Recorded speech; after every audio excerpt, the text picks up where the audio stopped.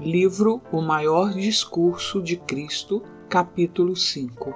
A oração do Senhor. Portanto, vós orareis assim. Mateus 6, 9. A oração do Senhor foi 2 vezes dada por nosso Salvador. Primeiro à multidão, no Sermão da Montanha, e outra vez, meses mais tarde, aos discípulos apenas. Por um breve período haviam eles estado ausentes de seu Senhor, quando, ao voltarem, o encontraram absorto em comunhão com Deus. Como despercebido de sua presença, ele continuou a orar em voz alta. Um brilho celeste irradiava da face do Salvador. Parecia mesmo encontrar-se na presença do invisível, e havia um vivo poder em suas palavras, o poder de alguém que fala com Deus.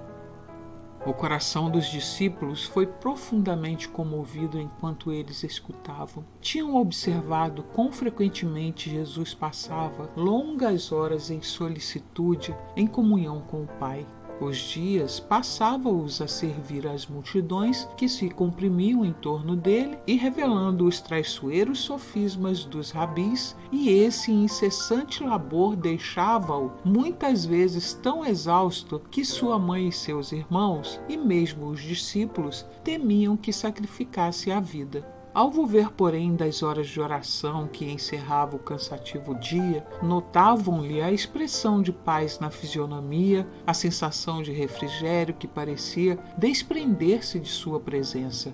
Era de horas passadas com Deus que ele saía, manhã após manhã, para levar aos homens a luz do céu. Os discípulos haviam chegado a ligar essas horas de oração com o poder de suas palavras e obras. Agora, ao escutar-lhe as súplicas, sentiram o coração encher-se de respeito e humildade. Quando ele acabou de orar, foi com certa convicção de sua profunda necessidade que exclamaram: Senhor, ensina-nos a orar. Lucas 11, 1. Jesus não lhes apresenta nenhuma nova forma de oração. Aquilo que já anteriormente lhes ensinara, repete agora como se quisesse dizer: vocês devem compreender o que já lhes dei. Isso encerra uma profundeza de sentido que vocês ainda não sondaram. O Salvador não nos restringe, entretanto, ao emprego exato dessas palavras. Identificado com a humanidade, apresenta seu próprio ideal de oração. Palavras tão simples que podem ser adotadas por uma criancinha e, todavia, tão compreensivas em sua amplitude que sua significação jamais poderá ser inteiramente apreendida pelos maiores espíritos. É-nos ensinado chegar a Deus com nosso tributo de ação de graças, dar a conhecer nossas necessidades, confessar os pecados que cometemos e rogar com misericórdia, em harmonia com a sua promessa. Quando orardes, dizei: Pai. Lucas 11, 2. Jesus nos ensina a chamar seu Pai nosso Pai. Ele não se envergonha de nos chamar irmãos. Hebreus 2, 11. Tão pronto, tão ansioso é o coração do Salvador de acolher-nos como membros da família de Deus, que é logo nas primeiras palavras que devemos usar ao aproximar-nos de Deus, dá-nos a certeza de nossa divina relação. Pai. Aí se encontra a declaração daquela admirável verdade, tão repleta de animação e conforto, de que Deus nos ama assim como ama o seu Filho. Foi isso que Jesus disse na última oração que fez por seus discípulos. Tu tens amado a eles como me tens amado a mim. João 17, 23. O mundo que Satanás tem pretendido e sobre o qual tem governado com tirania cruel, o Filho de Deus, por sua vasta realização, circundou em seu amor, pondo-o novamente em ligação com o trono de Jeová. Querubins e serafins, bem como os imensuráveis exércitos de todos os mundos não caídos, entoam cânticos de louvor a Deus e ao Cordeiro ao ser assegurado esse triunfo. Regozijaram-se em que à raça caída fosse aberto o caminho da salvação e que a terra fosse redimida da maldição do pecado. quanto mais não se deveria regozijar aqueles que são os objetos de tão surpreendente amor?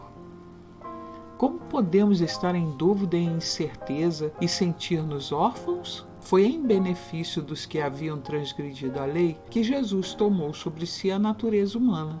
Ele se tornou como nós, a fim de podermos ter perene paz e segurança. Temos um advogado nos céus e quem quer que o aceite como Salvador pessoal não é deixado órfão a carregar o fardo dos próprios pecados. Amados, agora somos filhos de Deus. 1 João 3:2. E se nós somos filhos, somos logo herdeiros também, herdeiros de Deus e co-herdeiros de Cristo. Se é certo que com ele padecemos, para que também com ele sejamos glorificados. Romanos 8:17. Ainda não é manifesto o que havemos de ser, mas sabemos que, quando ele se manifestar, seremos semelhantes a ele, porque assim como é, o veremos. 1 João 3:2. O primeiro passo mesmo ao aproximar-nos de Deus é conhecer e crer o amor que ele nos tem, pois é mediante a atração de seu amor que somos induzidos a ir a ele. 1 João 4:16. A percepção do amor de Deus opera a renúncia do egoísmo. Ao chamarmos Deus nosso Pai, reconhecemos todos os seus filhos como irmãos. Somos todos partes da grande teia da humanidade, todos membros de uma só família. Em nossas petições, devemos incluir nossos semelhantes da mesma maneira que a nós mesmos. Pessoa alguma ora direito se busca bênção unicamente para si. O infinito Deus, disse Jesus, vos dá o privilégio de dele vos aproximardes chamando-o de Pai. Compreende tudo quanto isso implica. Pai terreno algum já pleiteou tão fervorosamente com o Filho errante como o faz com o transgressor aquele que nos criou. Nenhum amorável interesse humano já acompanhou o impenitente com tão ternos convites. Deus mora em toda habitação, ouve cada palavra proferida, escuta cada oração erguida ao céu, experimenta as dores e as decepções de cada alma e considera o tratamento dispensado a pai e mãe, irmã, amigo e semelhante. Ele cuida de nossas necessidades e seu amor, sua misericórdia e graça estão continuamente a fluir para satisfazer nossa necessidade.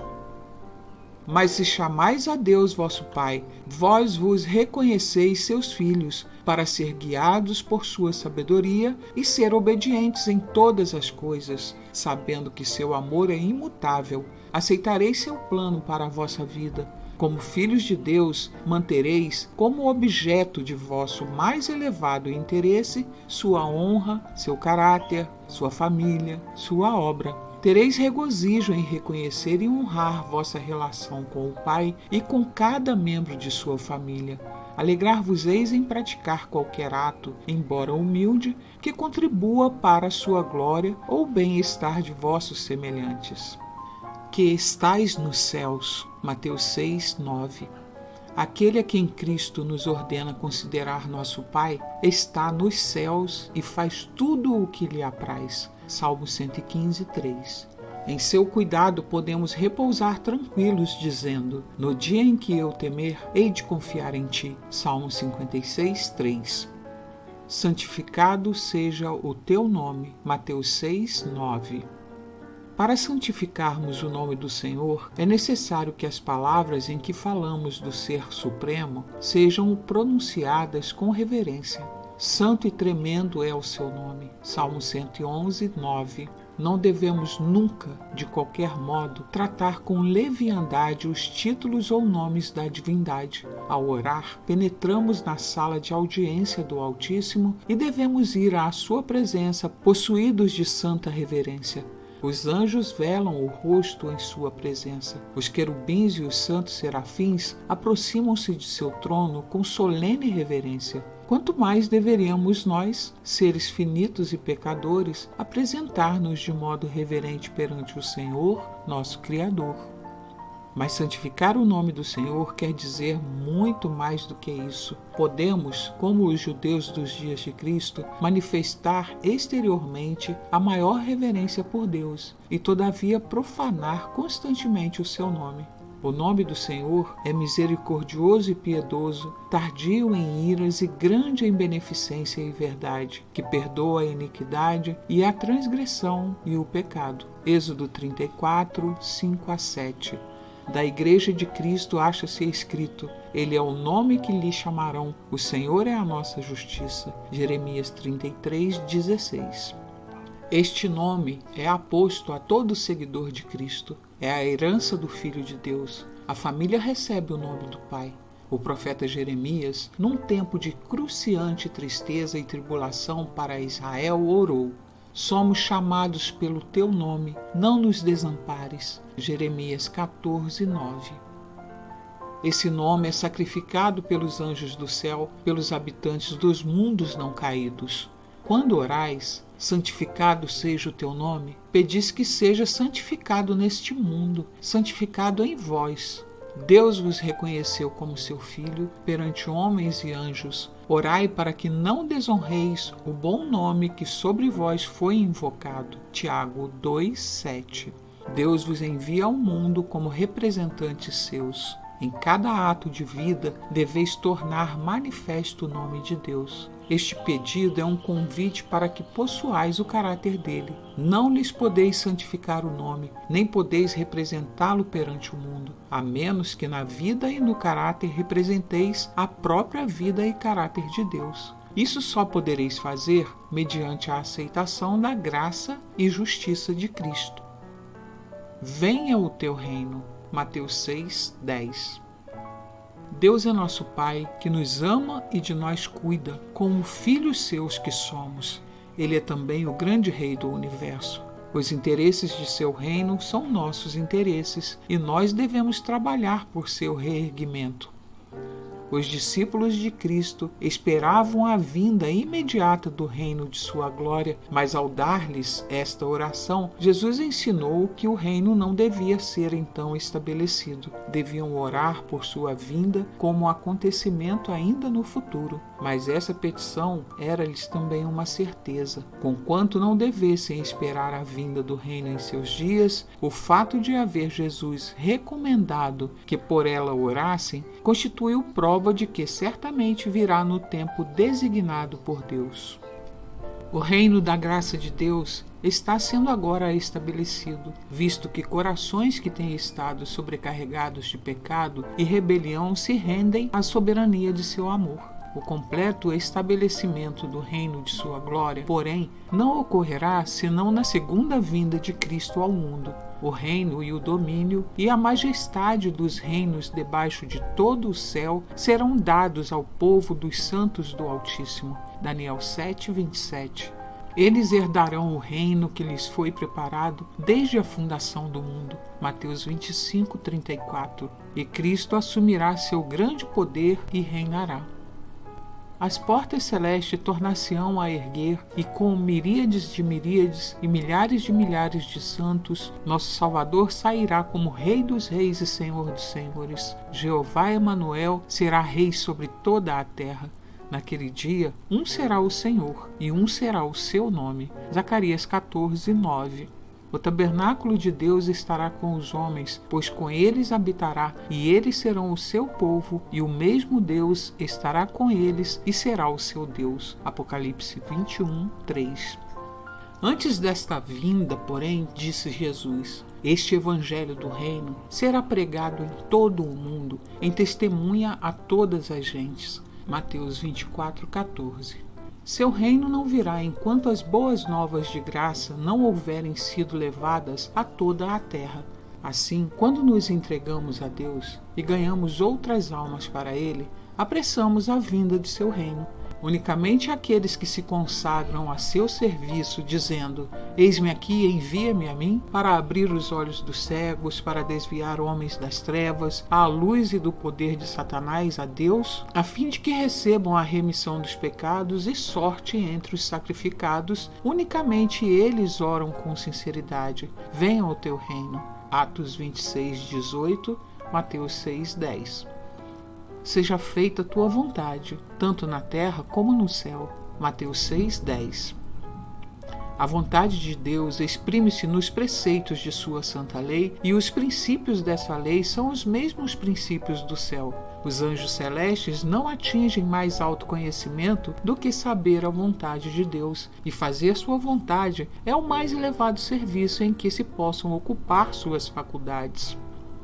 No céu, porém, o serviço não é prestado no espírito de exigência legal. Quando Satanás se rebelou contra a lei de Jeová, a ideia de que existia uma lei ocorreu aos anjos quase como a despertar para uma coisa em que não se havia pensado. Em seu ministério, os anjos não são como servos, mas como filhos.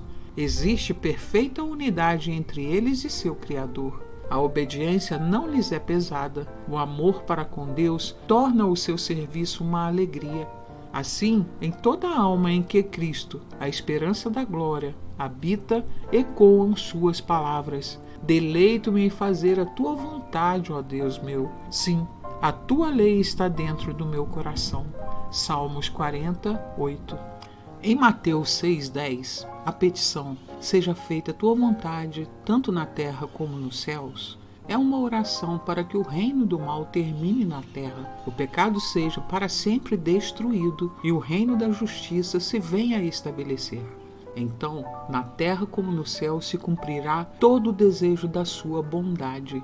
Segundo Tessalonicenses 1:11. O pão nosso de cada dia dá-nos hoje. Mateus 6:11. A primeira metade da oração que Jesus nos ensinou diz respeito ao nome, ao reino e à vontade de Deus, que seu nome seja honrado, seu reino estabelecido e sua vontade cumprida. Depois de assim haverdes tornado o serviço de Deus a primeira coisa em vosso interesse, podeis pedir com confiança de que vossas próprias necessidades serão supridas.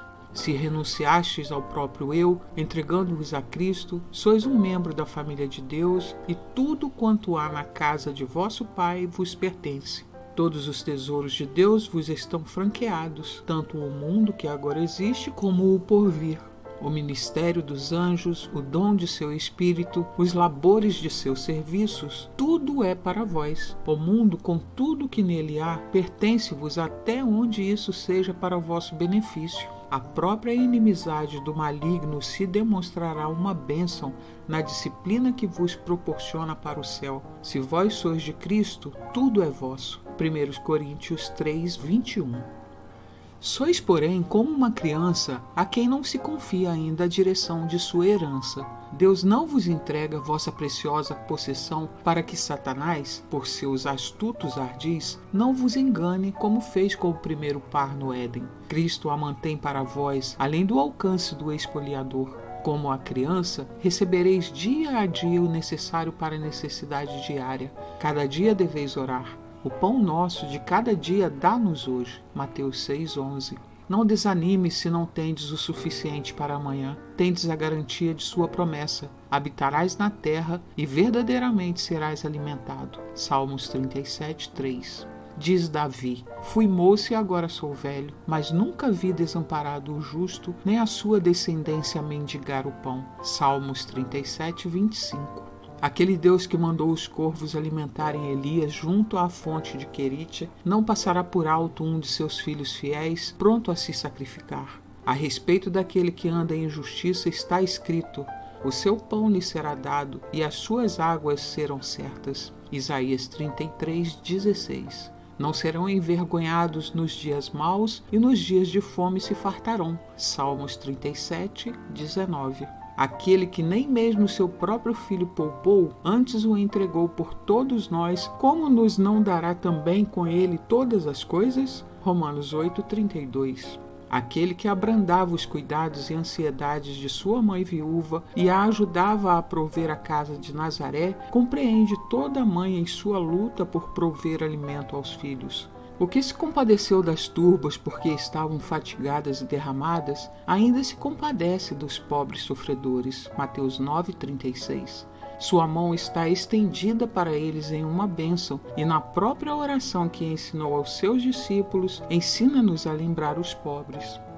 Quando oramos, o pão nosso de cada dia dá-nos hoje, Mateus 6,11, pedimos para outros da mesma maneira que para nós mesmos, e reconhecemos que aquilo que Deus nos dá não é somente para nós. Deus nos dá em depósito, a fim de podermos alimentar os famintos. Em sua bondade, providenciou para os pobres. Salmos 68:10.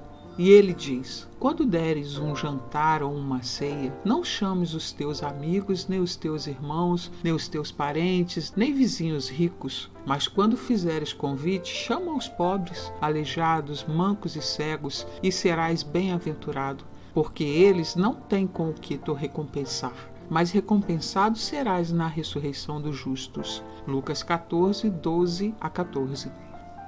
Deus é poderoso para tornar abundante em vós toda a graça, a fim de que, tendo sempre em tudo toda a suficiência, superabundeis em toda boa obra. 2 Coríntios 9:8. O que semeia pouco, pouco também ceifará, e o que semeia em abundância também ceifará. 2 Coríntios 9:6. A oração pelo pão de cada dia inclui não somente o alimento para sustento do corpo, mas aquele pão espiritual que nos nutrirá para a vida eterna. Jesus nos ordena: trabalhai não pela comida que perece, mas pela comida que permanece para a vida eterna. João 6:27. Ele diz: eu sou o pão vivo que desce do céu. Se alguém comer desse pão, viverá para sempre. João 6:52. Nosso Salvador é pão da vida, e é mediante a contemplação de seu amor e recebendo esse amor no coração que nos nutrimos do pão que desceu do céu. Recebemos a Cristo por meio de sua palavra, e o Espírito Santo é dado a fim de esclarecer a palavra ao nosso entendimento, impressionando-nos o coração com suas verdades. Devemos dia a dia orar para que, ao lermos sua palavra, Deus envie seu Espírito a fim de que se nos revele a verdade que nos fortaleça a alma para a necessidade do dia. Ensinando-nos a pedir cada dia o que necessitamos, tanto as bênçãos temporais como as espirituais, Deus tem um propósito para nosso bem. Deseja que reconheçamos nossa dependência de seu constante cuidado, pois procura atrair-nos em comunhão com Ele. Nessa comunhão com Cristo, mediante a oração e o estudo das grandes e preciosas verdades de sua palavra, seremos alimentados como almas que têm fome. Como os que têm sede, seremos saciados à fonte da vida. Perdoa-nos os nossos pecados, pois também nós perdoamos a qualquer que nos deve. Lucas 11:4. Jesus nos ensina que só poderemos receber o perdão de Deus se também nós perdoarmos aos outros. É o amor de Deus que nos atrai para Ele, e esse amor não nos pode tocar o coração sem criar amor por nossos irmãos. Terminando a oração do Senhor, Jesus acrescentou: se perdoardes aos homens as suas ofensas, também o vosso Pai Celestial vos perdoará a vós. Se, porém, não perdoardes aos homens as suas ofensas, também o vosso Pai vos não perdoará as vossas ofensas. Mateus 6:14-15. Aquele que não perdoa obstrui o próprio conduto pelo qual unicamente pode receber misericórdia de Deus. Não deve pensar que, a menos que os que nos prejudicaram confessem o mal, estamos justificados ao privá-los de nosso perdão. É dever deles, sem dúvida, humilhar o coração pelo arrependimento e confissão. Cumpre-nos, porém, ter espírito de compaixão para com os que pecaram contra nós, quer confesse, quer não suas faltas. Não importa quão cruelmente nos tenham ferido, não devemos acariciar nossos ressentimentos, simpatizando com nós mesmos pelos males que nos são causados, mas como esperamos nos sejam perdoadas nossas ofensas contra Deus, cumpre-nos perdoar a todos os que nos têm feito mal. O perdão, porém, tem sentido mais amplo do que muitos supõem. Dando a promessa de que perdoará abundantemente, Deus acrescenta como se o significado dessa promessa excedesse a tudo que pudéssemos compreender. O Os meus pensamentos não são os vossos pensamentos, nem os vossos caminhos os meus caminhos. Porque, assim como os céus são mais altos do que a terra, assim são os meus caminhos mais altos do que os vossos caminhos, e os meus pensamentos mais altos do que os vossos pensamentos. Isaías 55, 8 e 9. O perdão de Deus não é meramente um ato judicial pelo qual ele nos livra da condenação. É não somente perdão pelo pecado, mas livramento do pecado. É o transbordamento de amor redentor que transforma o coração. Davi tinha a verdadeira concepção do perdão ao orar. Cria em mim, ó Deus, um coração puro e renova em mim um espírito reto. Salmo 51, 10. E noutro lugar ele disse: quanto está longe o Oriente do Ocidente, assim afasta de nós as nossas transgressões. Salmo 103, 12. Deus em Cristo ofereceu-se por nossos pecados. Sofreu a cruel morte de cruz, carregou por nós o peso da culpa, o justo pelos injustos, 1 Pedro 3,18, a fim de poder manifestar-nos seu amor e atrair-nos a si. E diz: sede uns para com os outros benignos, misericordiosos, perdoando-vos uns aos outros, como também Deus vos perdoou em Cristo. Efésios 4:32. Que Cristo, a divina vida, habite em vós e manifeste por vosso intermédio o amor de origem celeste que irá inspirar esperança no desalentado e levar paz ao coração ferido pelo pecado. Ao aproximar-nos de Deus, eis a condição que temos de satisfazer ao pisar o limiar, que, recebendo misericórdia de sua parte, nos entreguemos a nós mesmos para revelar a outros sua graça. O elemento essencial para que possamos receber e comunicar o amor perdoador de Deus é conhecer e crer o amor que Ele nos tem. 1 João 4,16.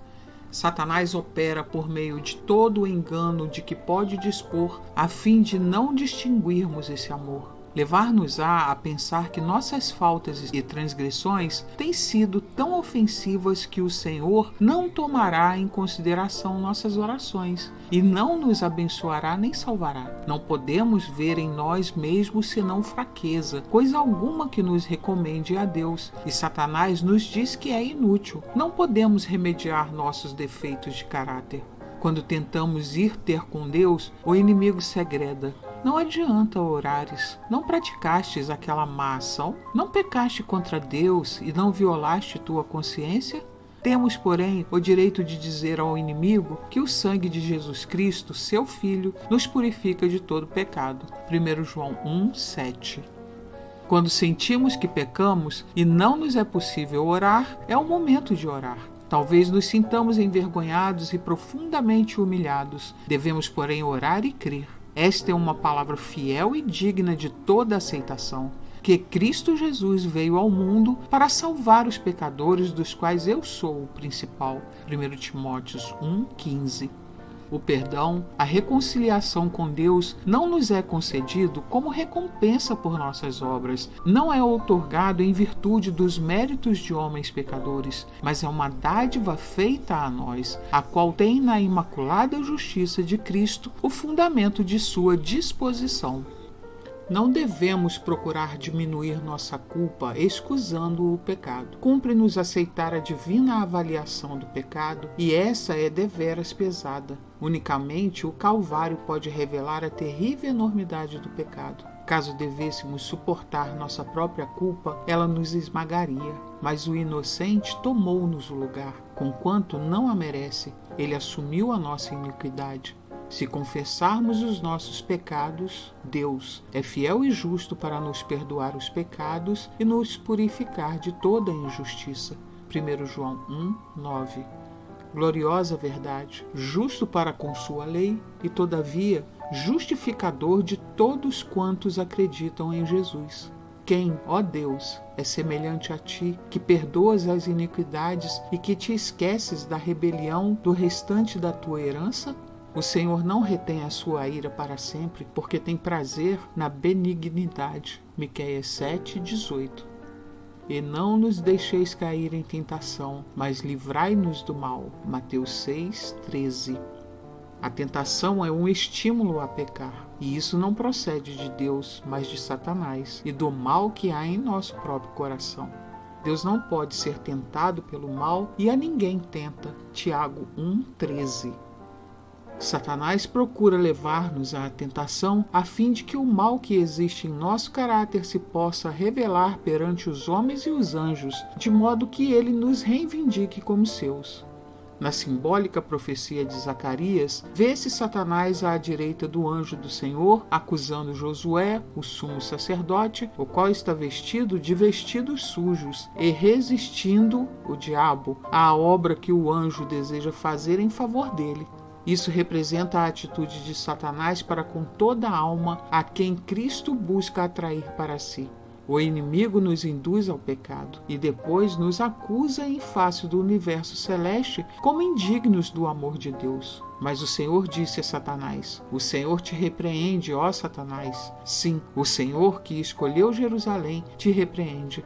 Não é este um tição tirado do fogo? Zacarias 3:2. E disse a Josué: eis que tenho feito com que passe de ti a tua iniquidade e te vestirei de vestes novas. Zacarias 3:4.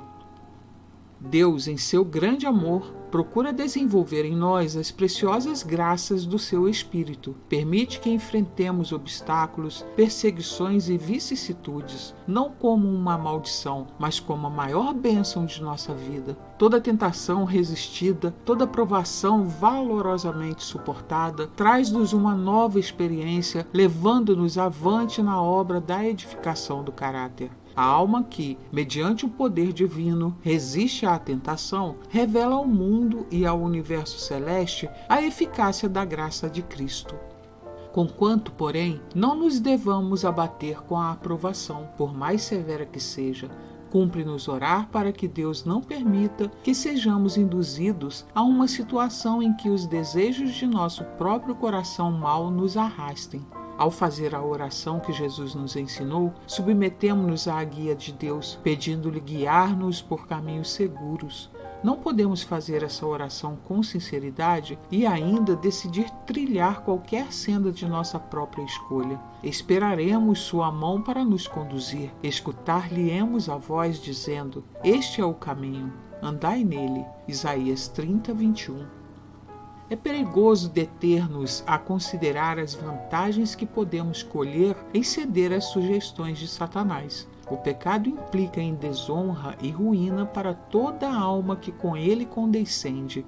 Sua natureza, porém, é de molde a cegar e iludir, e nos engodará com lisonjeiras perspectivas. Caso nos aventuremos no terreno do inimigo, não temos nenhuma garantia de proteção contra o seu poder.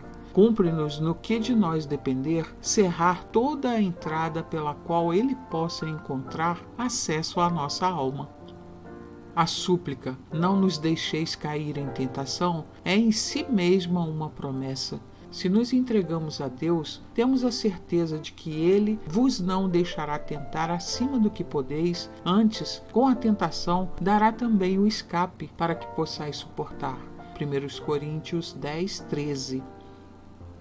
A única salvaguarda contra o mal é a presença de Cristo no coração mediante a fé em sua justiça. É por causa da existência do egoísmo em nosso coração que a tentação tem poder sobre nós. Ao contemplarmos, no entanto, o grande amor de Deus, o egoísmo se nos apresenta em seu horrível e repugnante caráter, e nosso desejo é vê-lo expelido da alma. À medida que o Espírito Santo glorifica a Cristo, nosso coração é abrandado e subjugado, as tentações perdem sua força, e a graça de Cristo transforma o caráter. Cristo jamais abandonará a alma por quem morreu. A alma poderá deixá-lo e ser vencida pela tentação. Cristo, porém, não pode nunca se desviar daquele por quem pagou o resgate com a própria vida. Fosse nossa visão espiritual vivificada e veríamos almas vergadas sobre a opressão e carregadas de desgosto, oprimidas como o carro sobre os molhos e prestes a morrer em desalento. Veríamos anjos voando rapidamente em auxílio desses tentados, os quais se encontram como às margens de um precipício. Os anjos celestes impelem para trás os exércitos malignos que circundam essas almas, induzindo-os a pôr os pés no firme fundamento. As batalhas travadas entre os dois exércitos são tão reais como os combates entre os exércitos deste mundo, e do resultado do conflito dependem destinos eternos. Como a Pedro, é-nos dirigida a palavra: Satanás vos pediu para vos cirandar como trigo, mas eu roguei por ti, para que a tua fé não desfaleça. Lucas 22, 31 e 32. Graças a Deus, não somos deixados sozinhos. Aquele que amou o mundo de tal maneira que deu o seu Filho unigênito, para que todo aquele que nele crê não pereça, mas tenha a vida eterna, João 3,16, não nos abandonará na batalha contra o adversário de Deus e do homem. Eis, diz ele, que vos dou o poder para pisar serpentes e escorpiões e toda a força do inimigo, e nada vos fará dano algum. Lucas 10:19.